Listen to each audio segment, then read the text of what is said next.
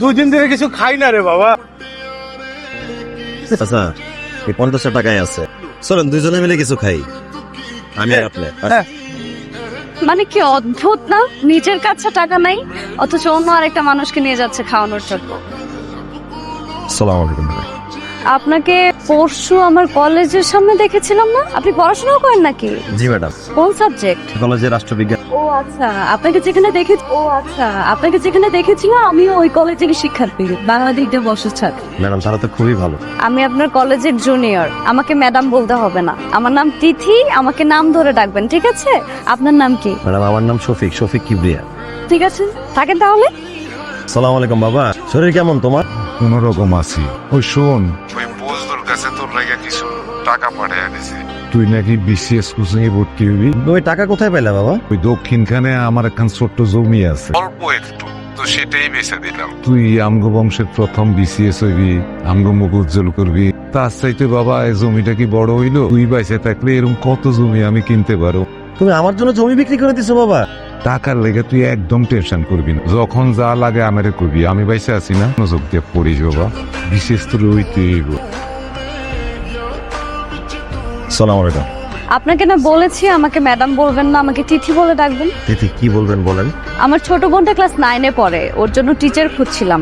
আপনি কি ওকে পড়াতে পারবেন? অবশ্যই পারবো, আমি তো টিউশনই খুঁজছিলাম। যাক, তাহলে তো ভালোই হলো। আজকে থেকে শুরু করে দেন, বাকি কথা বাসায় হবে।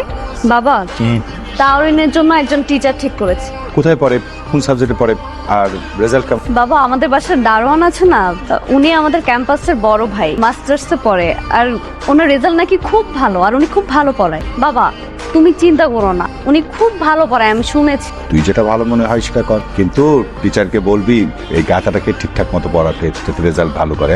Informal emails can be different type. Sir আপনি তো খুব সুন্দর ইংরেজি পড়েন। তোমার বুঝতে অসুবিধা হচ্ছে না তো? না স্যার, আমি বুঝতে পারছি। আচ্ছা স্যার, একটা কথা শুনবেন। বলো। আমার আপু না ইংরেজিতে খুব দুর্বল, আপুকে একটু ইংরেজি পড়াবেন। তুমি এখন পড়ো, তোমার আপুরটা পরে দেবে। কি খুব পাকনামি হচ্ছে না? এই বুঝলো ভাই, এই চেয়ার টেবিলগুলো কার? কোথা থেকে নিয়ে আসছো? এগুলোতে কি করবা? এই টেবিল চেয়ার আমি তোর জন্য আনছি, তুই নিচে বসে পড়াশোনা করিস, আমার না ভালো থাকে না। এই জন্য ভাবলাম যে আমার ভাই টেবিল চেয়ারে বসে পড়াশোনা করবি। তাহলে বুঝলো ভাই, তুমি সেই মিরপুর 12 থেকে মিরপুর 2 মাথায় করে একেবারে নিয়ে আসছো।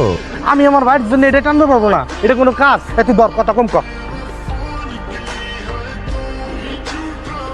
স্যার আছে, কিন্তু আপু বাসায় নেই। তো না মানে মনে মনে যদি আপুকে খুঁজেন তাই বললাম। তোমার আপুকে আমি মনে মনে কেন খুঁজতে যাবো? তাহলে কাকে খুঁজবেন? কাউকেই না। আপনার মনকে আমার আপুকে খুঁজতে হবে না, আমার আপুর মনে আপনাকে খুঁজবে। মানে?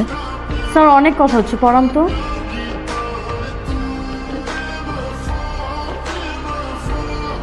আপনি আমাকে গিফট দিতে চাচ্ছেন সেটা ঠিক আছে, কিন্তু আমি তো আপনাকে গিফট দিতে পারবো না। আমার তো কোনো গিফটের প্রয়োজনই নেই। আপনি ভাইভাতে চান্স পেলে আমার সব থেকে ভালো গিফটটা পাওয়া হয়ে যাবে। ভাইয়া এই শার্টটা প্যাক করে।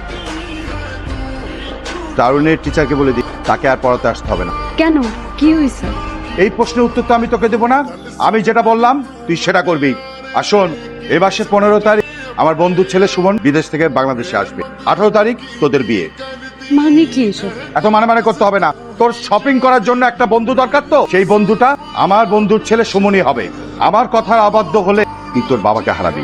আজকে তো তোর চাকরিও নাই, টিউশনই নাই, এই বাসাও থাকতে পারবি। কিন্তু বুঝলো ভাই, আমার অপরাধটা কি? তুই একটা দারোয়ান, তোর বাপ এখনো মানুষের জমি নিয়ে বর্গা চাষ করে, আর এই বিল্ডিং এর ফ্ল্যাটের মালিকের মেয়ের সাথে যাও তুমি শপিং করবেন না?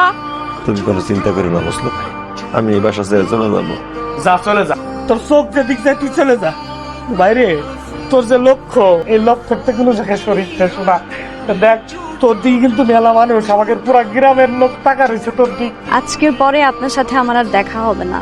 18 তারিখ আমার বিয়ে, বিয়ের দিনে হাজবেন্ডের সাথে ইতালি চলে যাব। আপনার বিজনেসের ভাইবার রেজাল্টটা দিলে যদি আপনি টিকে যান তাহলে আমাকে একটা ফোন দিন। আচ্ছা আমার জানার দরকার নাই, আপনার জন্য একটু রান্না করে নিয়ে আসছি। এটাই মনে হয় আমার হাতে লাস্ট রান্না করা। কি যেন বলতে চেয়েছিলেন? সেটা এখন বলে আর কোনো লাভ নেই।